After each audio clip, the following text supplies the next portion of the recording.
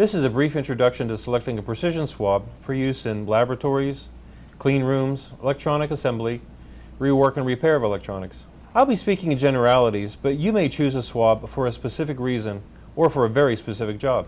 Swabs can be used as applicators or removers. Let's discuss their use as removers first, specifically removing contamination in soils from delicate or precision parts. Swabs generally are effective tools for three reasons. One is they can clean a small area as opposed to exposing the whole device to the cleaning solvents. Second, swabs are good at applying gentle scrubbing action. And third, swabs are good at getting into tight little crevices and things where other cleaning devices can't get into, and you can precisely get in and pull that contamination out. And really choosing a swab is about matching the cleaning job requirements with the materials and geometries of the swab. Essentially, the right tool for the job. Swabs are basically a wipe on a stick.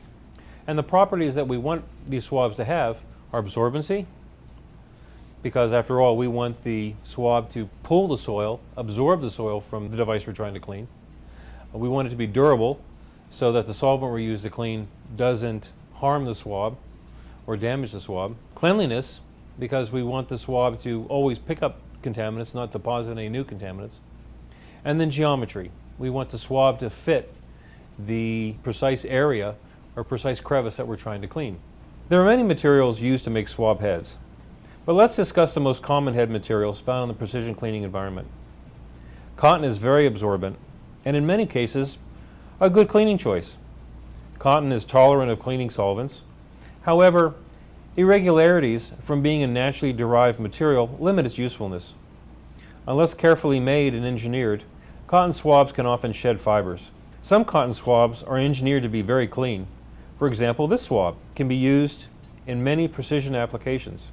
It uses special cotton fibers that are wound very tightly. The second material we use for these precision swabs is a polyurethane foam. Polyurethane foams are absorbent and generally clean. It tolerates the most frequently used cleaning solvents such as isopropyl alcohol.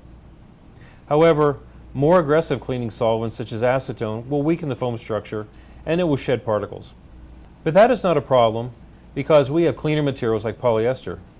Polyester is also a very useful and popular material to make cleanroom swabs. Polyester is engineered clean from the beginning, and it is very tolerant of almost all cleaning solvents. This polyester swab, 36060, will not break down from aggressive solvents like acetone, and it will not break down from aggressive scrubbing. A fourth material is what we call a microfiber or microdenier. And this material is very, very absorbent like cotton, but also very clean like polyester. And this is a very high-end kind of cleaning material, very good on smooth surfaces like glass, very absorbent. Now let's talk about swab handles. The materials to make swab handles are chosen for these properties: stiffness, chemical tolerance, and static dissipation.